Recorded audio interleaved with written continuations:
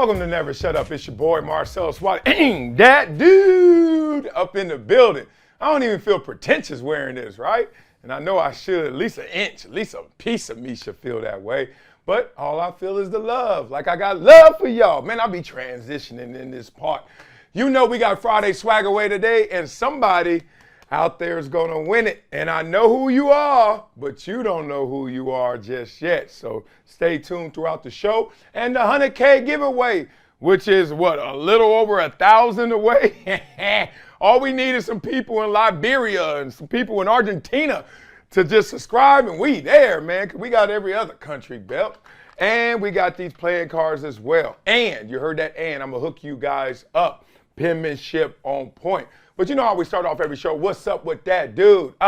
Yesterday, after the show, in 200-degree heat, LA is on fire. Devil got lemonade selling it, making money too. It's just hot out here. All them people complaining all year. It's so rainy. It's so cold. What's going on with the weather? Well, let's just say that God in the universe got a sense of humor. It is hot outside. Yes, it is. I went to do an interview, a podcast with Michael Rappaport. Y'all know who he is, actor.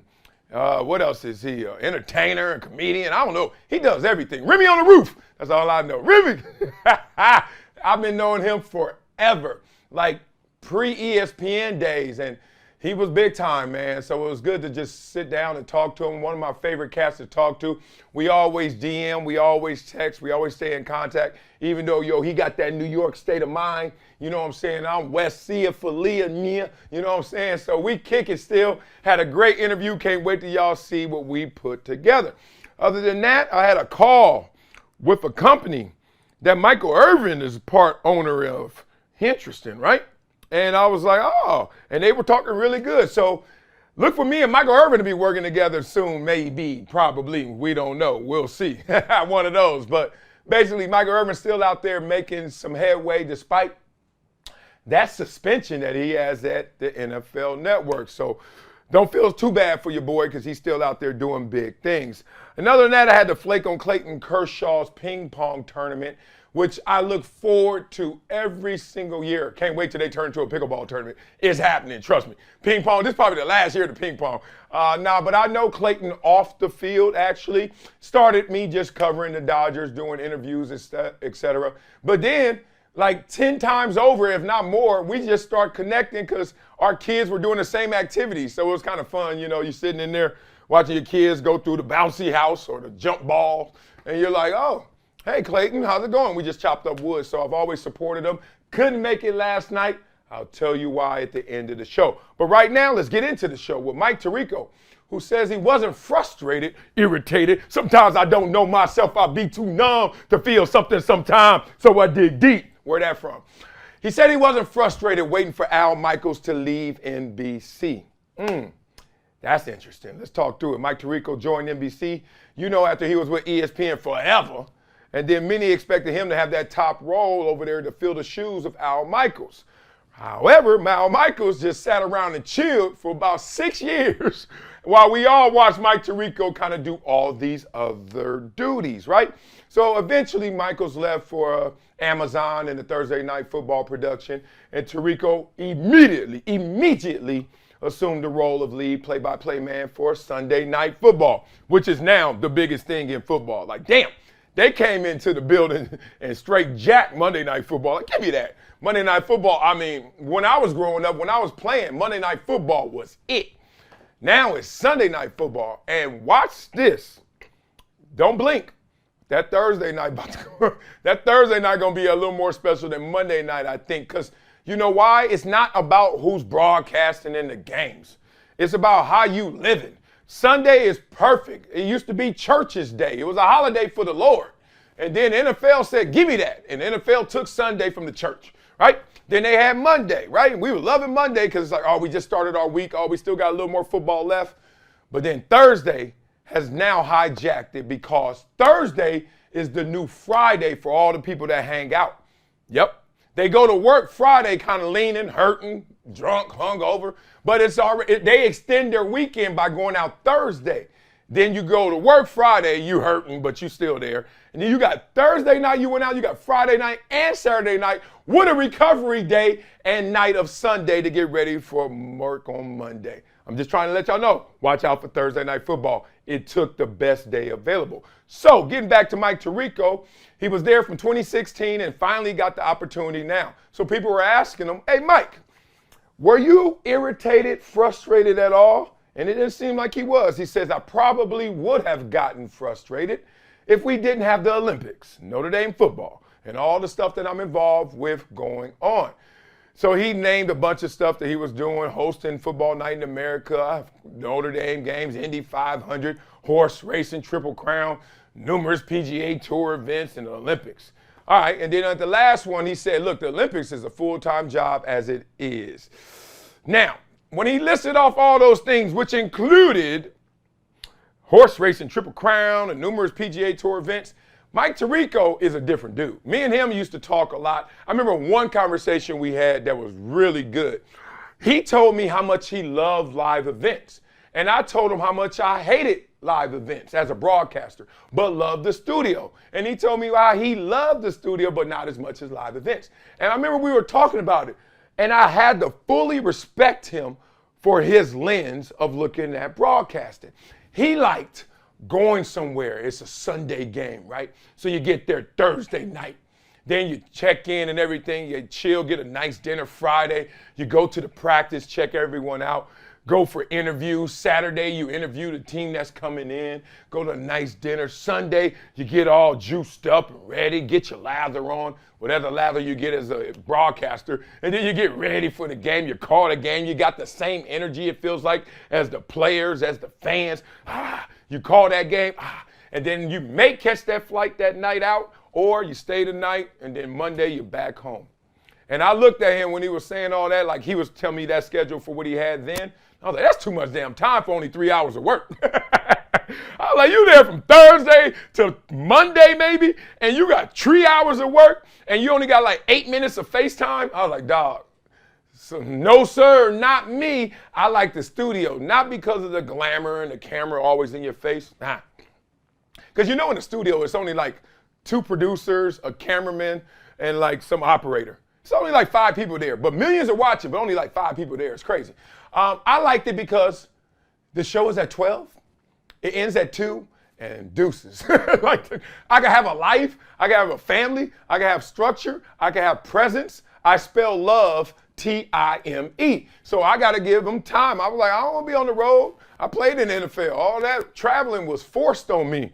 Now I'm not doing it unless I need to do it. So, hey, different strokes, different folks, different paths up the mountain. I respected him fully for saying that. Now, he got the coveted position. He got the top play-by-play job. Mike Tirico's back where he was 6 years ago. But that's an interesting conversation, ain't it? The intersection of life and sports, as we do on this show. It sounded like he did get frustrated. But he also got distracted from that frustration by other big opportunities. Y'all catch the difference? Yes. Here's the difference. Okay, I want this.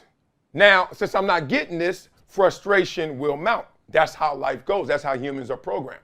You get frustrated when you can't get what you want. You get angry when you don't like the reality that you have. You want a different reality. That's anger. Frustration is, I want that, can't get that. Come on. Frustration. So he was frustrated. It's okay. But he got distracted from that frustration with good things to distract you, right? We all know, oh, man, I've been in the club, me and my boys, especially in Jacksonville my last years. Oh, man, I want to get married. I want to settle down. I'm tired of all this BS. Oh, man, come on. Yeah, man, let's just go out tonight and just us, fellas. Let's just chill, all right? Get a table. All right, we good. Just a couple bottles. Just kick. All right, we good, man. I'm tired. It's time to settle down, homie. It's time to slow this down, right? All right. Ooh. No. Hey, ladies, come here. Distracted. I remember being 32 saying I was going to settle down. I ain't getting married till I was 39. I was landing that plane. So it's funny when you are in a situation like Mike Tirico, because he's not me. I remember being in this situation when I was a football player getting drafted to Buffalo, following Bruce Smith trying to take his place, right? But I'm on the climb, so I'm on the grind, so I'm patient. But what if I were already there, like Mike Tirico was already here? And let's be real, he got demoted even though he got the job and the great gig and blah, blah, blah. For 6 years, somewhere in his ego was like, yo, this ain't it. This ain't what I signed up for, B. Not this long, you know what I mean? So it's interesting when you're on the climb how patient you are. But when they are demoting you or they're trying to force you to descend, I don't know about that, right? It's all about how you feel and your power in that. So I just remember being in this position before, and this is what usually retires players. What usually retires players is that forced demotion that comes with you doing things you don't really want to do. And you like, dog, I already did it. And I'm already the man. And now y'all gonna treat me like I'm not? Peace. So it's good on Mike Tirico. Salute to my man for not leaking, for not letting that out, for being patient and staying the course, despite he already had the credentials where he should have been there in the first place. So do y'all believe Tirico wasn't frustrated having to wait 6+ years for his job to finally take it as the top man on Sunday Night Football? And what would y'all done in that situation if you were in Tirico's shoes? You say you just sit still and be like, whatever, I'm doing bowling this weekend. I got badminton next weekend, but we'll see what y'all really talking about in those comments. Coming up next on Never Shut Up, Aaron Rodgers writes a check to the Jets, basically for $35 million. Said, here you go. Go out there and get us some more good players. A lot of people love that. A lot of people don't. Let's talk about that next on Never Shut Up on Brinks TV and Reach TV.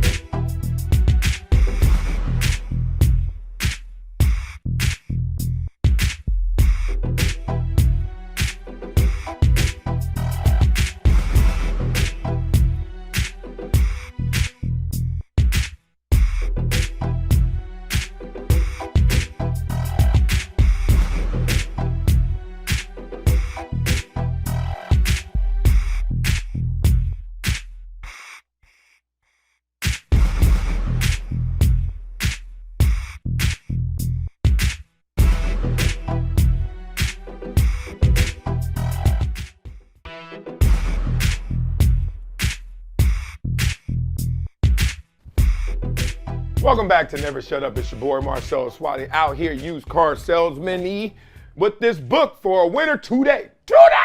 This is a good book right here, and it's going to be a great person to win it, but you got to wait to the end of the show for me to give away that Friday swag away.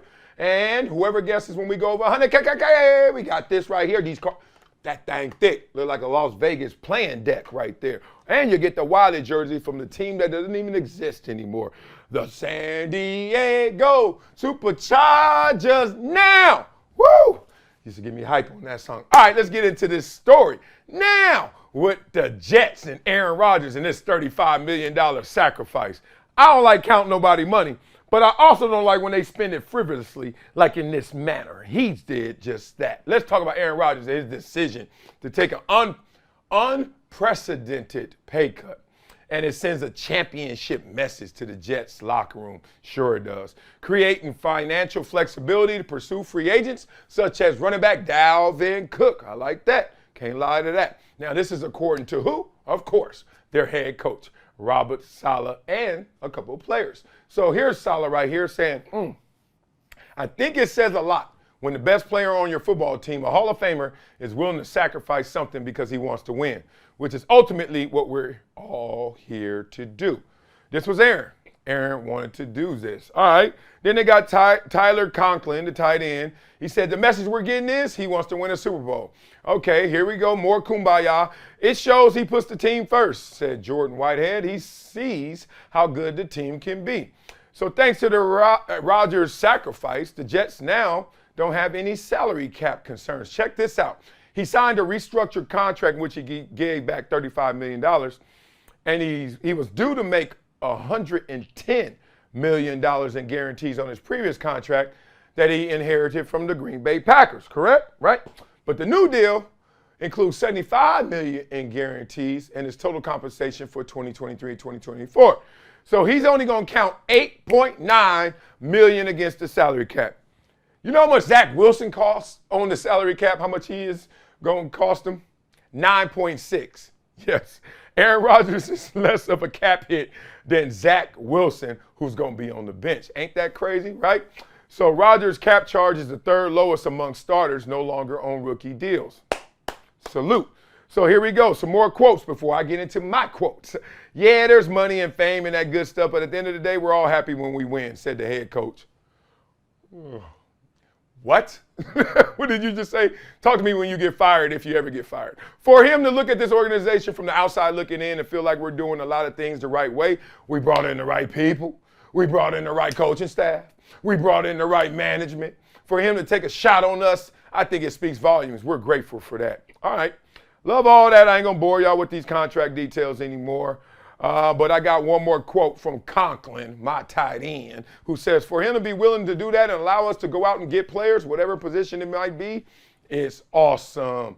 Woo! As y'all know me, y'all know I would have never been Aaron Rodgers in this situation.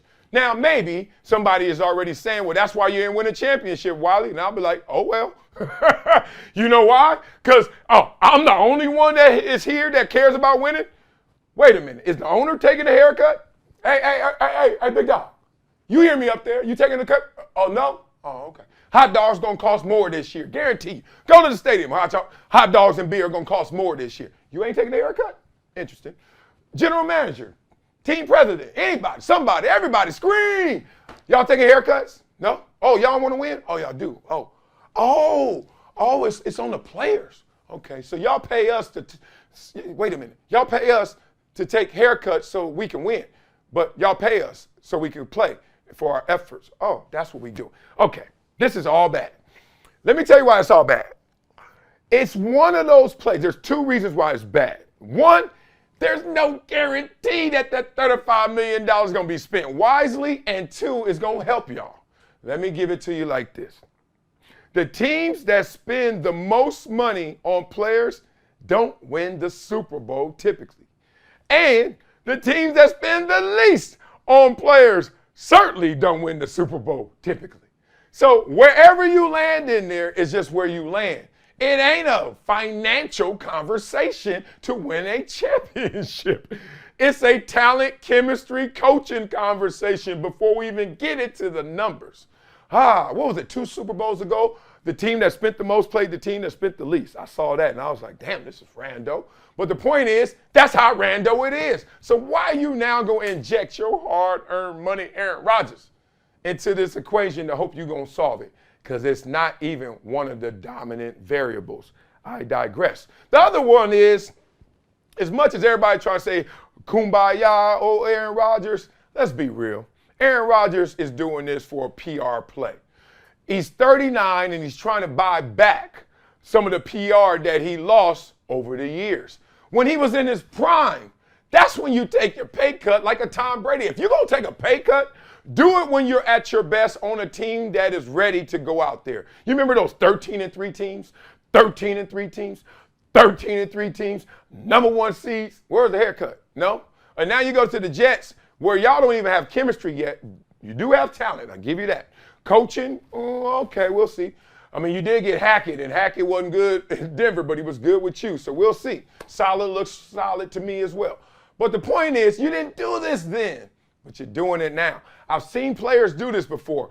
On their way out, all of a sudden they change their tune. They try to flip the persona. They try to flip the narrative, which I guess is a smart play because, hey, don't you want to be Aaron Rodgers who one day retires, who gets the amount of love and attention and respect he's earned, he deserves? But look at the gap between Aaron Rodgers and Tom Brady in terms of how people revere them. And the gap on the field ain't that wide. Now, the rings is wide on everybody for Tom Brady. But I'm talking about in terms of who Aaron Rodgers is, he's a top 10 quarterback ever. Don't go around Tom Brady too much when you retire. It ain't going to feel that way, right? So you buy some of that back. Close that gap right back. You know, in respect, I must say this. I remember talking to Kobe, but this was what Kobe was doing his last year. Because I was like, damn, Kobe, nice. His last year, if y'all remember, he on a sideline, not even watching the game sometimes, signing shoes, kicking it with the fans. I was like, Mamba before? Sure. But you know, that turned into Girl Dad. That turned into the Mamba Academy. That turned into a lot of great PR and a lot of great programming through Kobe Bryant before, respectfully, he was killed. So you know how it goes, man. Like in this game we play, sometimes guys just try to put down that extra dollar to try and buy back some of the love that they lost. My question to you is it going to work for you, the fan? Is it going to work for you, the fan of the Jets, to see this act and see what Aaron Rodgers did? So do you laud Rodgers and his pay cut like the Jets do? Oh, my God, that's amazing. Oh, it's going to work. We're going to get Dalvin Cook. We're going to win the Super Bowl. Or do you think the Jets will win a Super Bowl before Rodgers retires? Or do you think, man, damn, keep your money. Ain't nobody else in that organization. None of them players giving back $5. Where's the GoFundMe in that damn locker room? Nobody, right? And nobody upstairs is doing it, but it's all on you, Aaron Rodgers. Ah, man, I feel like you stepped in front of a bullet. You didn't have to. Coming up next on Never Shut Up, Sean Payton, straight gangster Mac. I mean, Nathaniel Hackett, duck. He went at his neck.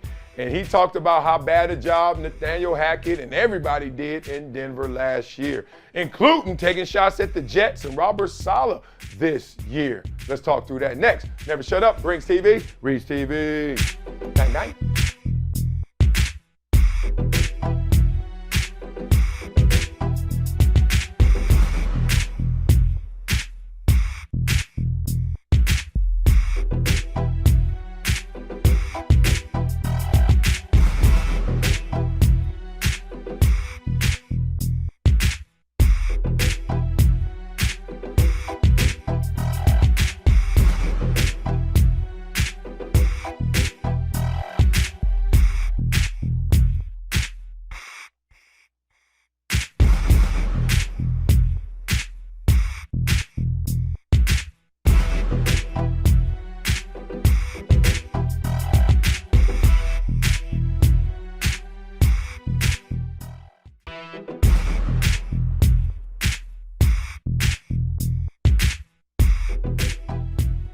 Welcome back to Never Shut Up. It's your boy Marcellus. Wiley, feeling that love?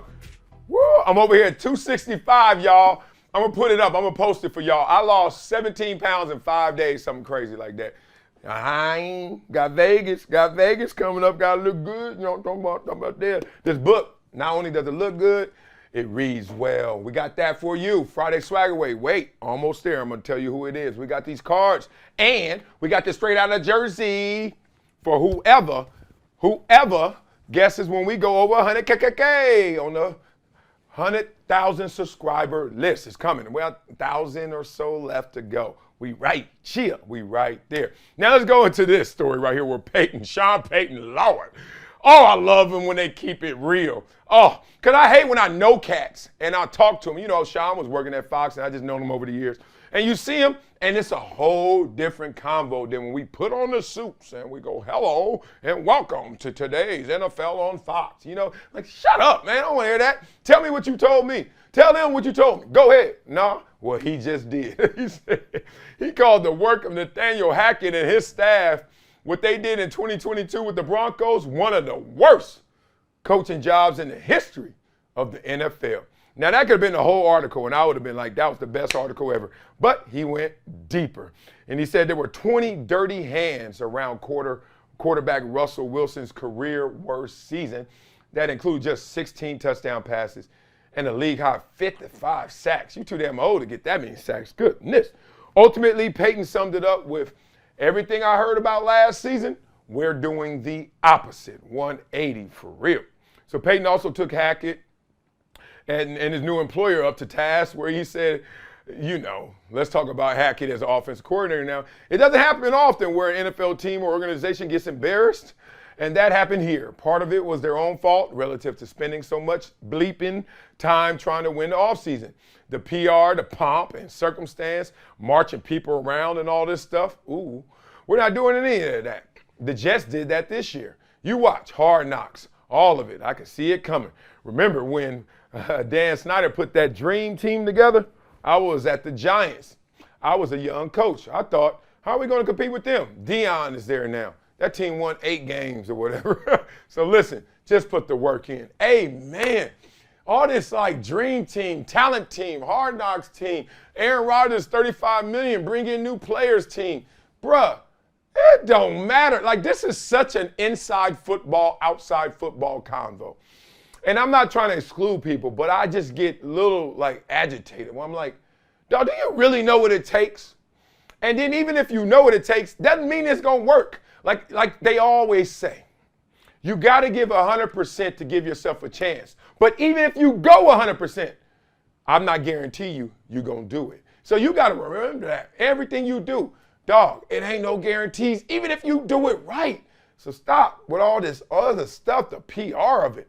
It ain't that. Just put the work in. So they play each other week 5. That's gonna be interesting, right? You're gonna see it October 8th. And Robert Saleh, he had to respond, but this is his response. I'm not going to acknowledge Sean. He's been in the league for a while. He can say whatever the hell he wants. As far as what we have going on here, I kind of live by the saying, if you ain't got no haters, you ain't popping. Uh-oh, okay, coach. Okay, coach. So hate away, hate away. Obviously, we're doing something right if you got to talk about us when we don't play you until week 5. Okay. I love his clapback, but I don't. I hate when somebody says, oh, since you thinking of me and talking about me, that means I'm winning over you. What? You know how much stupid stuff I think about? You know how much dumb stuff I talk about? You know how much stuff preoccupies my brain and my life that I am not that concerned with, but I will address? Like, you know what? Like somebody run in front of you and start talking trash, and then you respond to them. I all of a sudden look stupid and bad because from a distance, no one could tell who's the fool. Like, well, get closer then. I'll tell you who the fool. This fool ran up on me. And people do that all the time. They do it to Kevin Durant. He tried to flip it right now. Oh, he's thinking about us. We must be on to something. No, he's talking about what y'all doing is the same thing that failed other places, and y'all might be the next one if you really want to go there, Robert Saleh. But I ain't going to speak for Sean Payton. So other than that, he just talked about, look, Russell got a lot of gas left in the tank. The people working with him weren't that good. He said, man, we ran that kid through the car wash 100 times now. But that's the storyline, though. How is this going to look? How is this going to work? You know what? We're fixing to find out, as Bill Parcells would say. I love that. Oh, man, there's so much dirt around that. There's 20 dirty hands for what was allowed, tolerating the freaking training rooms, the meeting rooms, the offense. I don't know, Hackett. A lot of people had dirt on their hands. It wasn't just Russell. He didn't just flip. He still has it. This BS that he hit a wall, shoot. You know he mad. He said, shoot. They couldn't get a play in. Damn, this is amazing right here. They were 29th in the league in pre-snap penalties on both sides of the ball. Woo! Smoking gun, man. I got one more from Payton because it ain't every day you get a coach talking this real. He said that wasn't his fault. Russell Wilson he's talking about. That was the parents who allowed it. That's not an incrimination on him, but an incrimination on the head coach, the GM, the president, and everybody else who watched it all happen. Damn right. Now a quarterback having an office and a place to watch film is normal, but all those things get magnified when you're losing. And that other stuff, I've never heard of it. We're not doing that. Man, then they asked Payton at the end, they're like, dog, you really lit him up. Do you want to clarify anything? You want to take anything back, amend anything? Guess what he said? Nope, just sticking up for my players. I believe that they deserve better. Woo! My type of coach. You want to get the most out of me? Be the realest to me. Tell me when I suck. Tell me when I'm good. Tell me when it's your fault. Tell me when it's mine. I remember I had coaches, no lie. In the game, they say, all right, let's run our ET stunt. Run our ET stunt. In, tackle, stunt. Pinch in, pinch in. And literally when I'm pitching in this way, they running the ball right where I was. So it's a huge game. And everybody looking at me, you know, the fans and me, my players, all of us probably like, dog, that was where you were, Wiley. What you doing? Why you give up contain? I'm like, dog, the call was pinching in. And Edgerrin James ran around and he scored. Okay. So then, you know, they show it on highlights all night. Edgerrin James around the corner, Marcellus, Wiley chasing. Oh. Then I get to meetings Monday. Guess what my coach says? With the red dot on me, he like, yeah, right here, good pitch, Wiley. I'm sorry, bad call, bad call, guys. Not at this time. We shouldn't have done that. And then he just keep moving on. I'm like, wait a minute, bro. Whole world is on my head. Whole world is on my head, and you hitting me with the red dot for 3 seconds. My bad, my bad. I wish I could have said my bad to the world, and they would have understood. That happens a lot in the league. So my type of coach who just raises his hand and says it like it is, right? Forget all that fraternity talk of like, oh, that's my fellow other head coach. Let me show respect. Oh, fellow coordinator. Man, look, he sucked, he good. Let's talk through it. I love that about him. Now, here's the thing. Why is Sean Payton in that place where he don't give a damn? He don't give a funk. You want to know why? Because Sean Payton, like, what y'all going to do to me? Already a champion, just got another deal. And if y'all don't like what I'm doing here and y'all want to fire me, guess what? Hey, Fox, still got that $5 million in my suit in that air-conditioned studio waiting on me? Yeah. So Sean Payton going to be a whole lot to deal with this year, especially if they turn things around and start winning over there like expected. Man, he going to get his Denzel in training day on. Like, Jets ain't got nothing on me. Solid Hackett. Man, I'm telling y'all, I am waiting for this. I wasn't that interested in Denver other than seeing Russell, how he will respond this year. But now, with Sean Payton speaking like this, you got me. That storyline just got greater. Can't wait till they come to L.A. and lose to my Chargers. So, y'all agree with Payton's comments on the Broncos situation last season? You think it was a bad idea for Payton to make those comments publicly? Did he violate the code? And you think the Broncos and Russell Wilson will improve this season under Payton? Yeah, every game except 2 against my Chargers. Will the Broncos be a playoff team? Let's talk through that. I love it, man. Coming up next on Never Shut Up, we got our Friday Swaggerweight winner. We're going to funk up some comments, and I got a Wileyism. And unfortunately, I have some really bad news to give to you guys. But stick around. I'll tell you that at the end. Didn't want to spoil the party. That's next. Never Shut Up brings TV, reads TV. If I have a voice.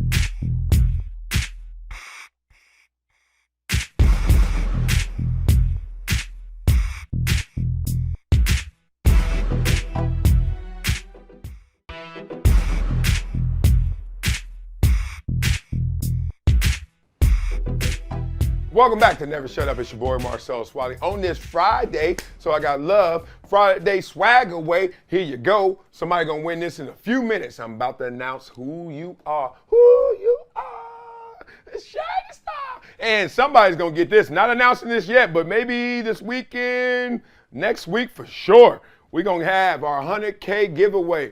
All you got to do is have the exact day and time. We go over 100K. I know y'all adjusting it like I did. I said it was going to be Monday at 2:27. It is going to be Monday at 2:27. 2 weeks later, but it's going to be this Monday at 2:27. All you got these cards right here and those cards right here. All right, let's funk up some comments. Yeah, let's get into this right now. Let's talk about a member, Frank A., my dog.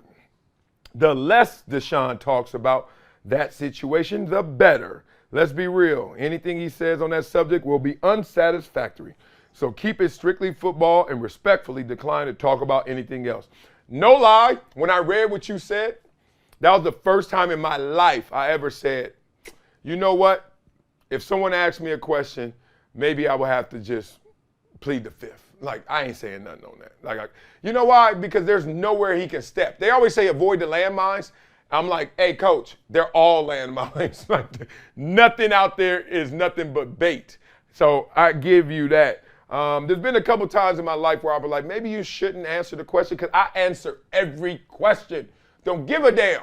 Like, I am flawed. Don't y'all know that? I know y'all flawed too. So when you don't answer every question, I'm like, damn, you must be really messed up because you can't even answer the easy ones. But I give you this. He may try to avoid those. 100% the truth. Again, in 2023, we have grown men failing to take accountability. No excuses will be tolerated. You are weird. You saw 66 different massage therapists over a 17-month period. There's no logical explanation unless you are a deviant. Look, I'm not going to retry that whole situation because he was never tried in criminal court. It was all civil court cases. For me, when somebody goes straight to civil court, I'm always like suspicious. I'm like, money grab. Oh, what'd you say? Hey, girl. I'm like, all right, I am. Now, that doesn't mean the person's not guilty. I'm just like, you're going to have to prove this, even though there is a different level of burden of proof. That said, in my head, the former football player, the guy who gets the massage all the time, was like, how many? 66? Huh. And I don't think any of them were dudes. And all girls, most pretty, if not all pretty, and you had a girlfriend. Like, all that matters. Y'all may not think, and I don't want to really delegate on it again. But the point is, when I heard that number 66, I was like, oh, he up to something. It's some kind of thing he doing. I don't know what, but I think I know. I think I know. 66? I couldn't find, I'm 48. I have not had 66 massage therapists, including the ones the team has given us, the ones I've hired, the ones I've gotten at resorts and hotels.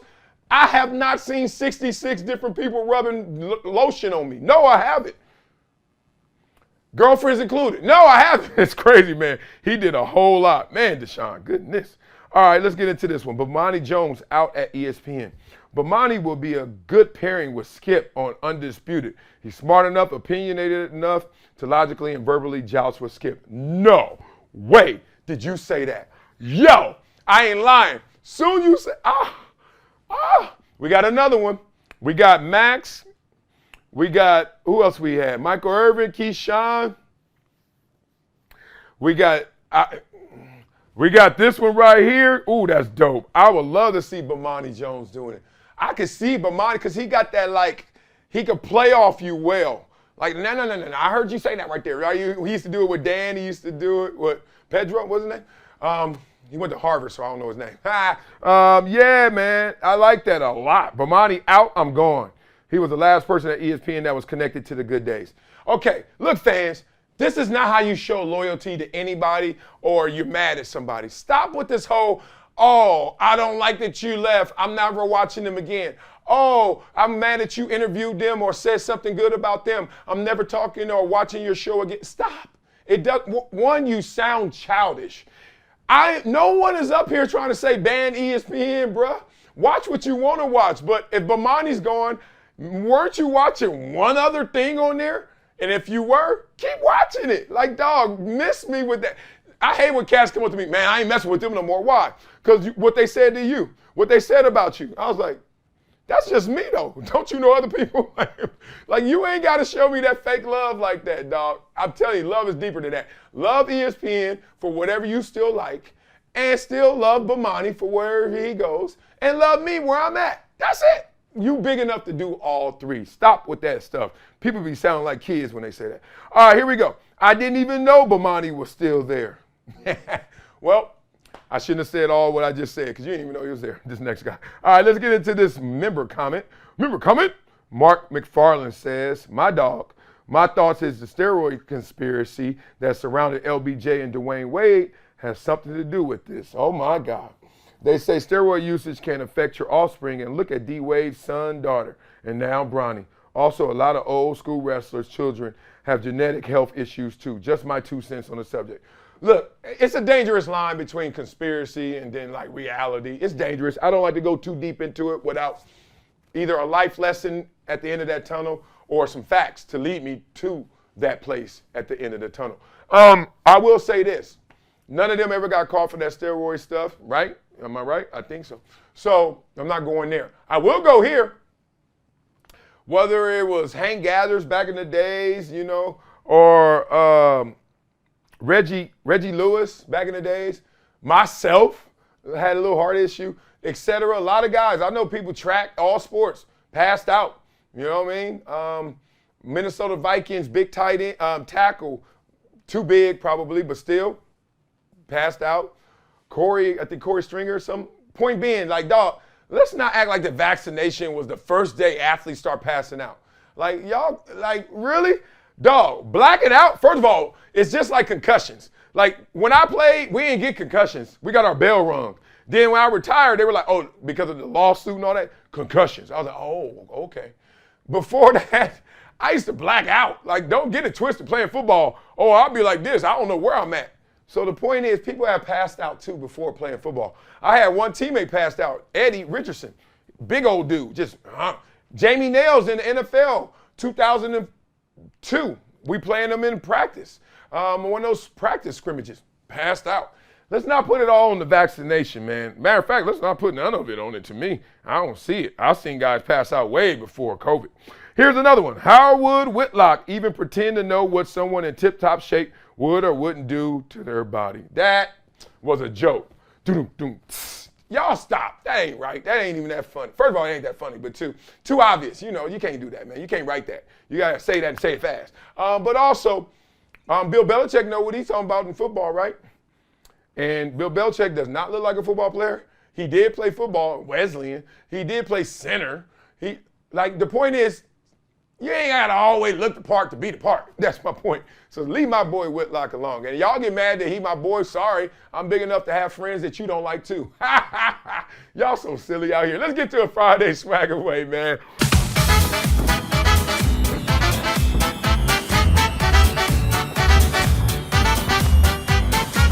Oh, y'all better not mess with me today. Our Friday swag away winner is Gringo Star. I might get sued for just having the beats of what Michael Buffer says. Gringo Star, this you, boy. This you, boy. You know what it is, boy. You get this book right here, never shut up. Yeah, baby. That's for you right there. But I got to get out of here. And I'm going to get out of here on some bad news. And y'all going to be like, damn, this dude got bad news, all these jokes and all this stuff. I am really from it. I've really been through it. And I think that you should never wear what you've been through, especially when it's bad. You should just always present the most positive of yourself, right? So that's how I'm built.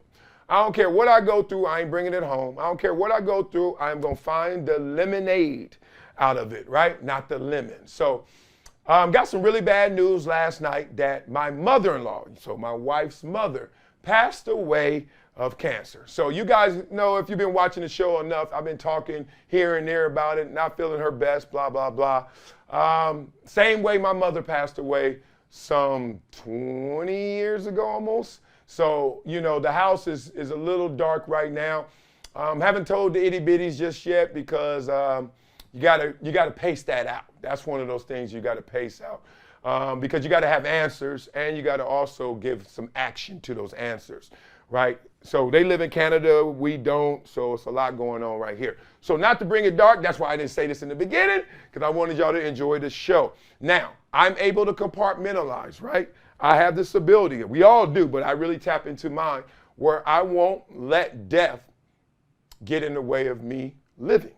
I won't, because I got so much stronger from losing my mother, and whoever wants to lose anybody, right? Let alone their mother. But I woke up that next day and the world was still spinning. And I came to the realization that I got to keep going. But now I get to live through my mom, who is now everywhere, omnipresent, right? So the same thing with my wife's mom, my mother-in-law, same thing. So we got more angels in the sky is the way I see it. And that leads me to this Wileyism. You know, today's Wileyism is living is optional, death is not. Yeah, I picked it on purpose for today. Y'all got to live, man. I mean, there are 1,000 trillion reasons to feel down, to feel less than, to not really go out there and do it and get it. And please don't hide behind the fact that you don't have the resources you do. A walk in the neighborhood to the park is free. A walk on the beach, and who hasn't walked on the beach before and felt like they're living on a different level, different vibrance, right? Different vibration, different energy system you tap into, seeing those waves constantly crashing, just like life. You got to keep living no matter what happens, no matter what has happened in the ocean, tragically, beautifully, that sucker still keep coming. It doesn't care, right? So you got to care. You got to care about living, man. So I'm going to keep it simple for you guys. Just think, No matter who you are, where you are, and what you got going on, make lemonade of it and make sure you guys are out there living. Because living is optional. Death is not. That'll do it for today's episode, this week's episode of Never Shut Up. Man, I'm going to see you guys on Monday. And boy, we're going to get it in because this week coming up, going to be a special week for our show, right? Still under 6 months, and we are, listen, my alarm is saying you got to get off this show. And we are still going to hit 100,000 subscribers, all under 6 months. So proud of us, so proud of you. Love y'all.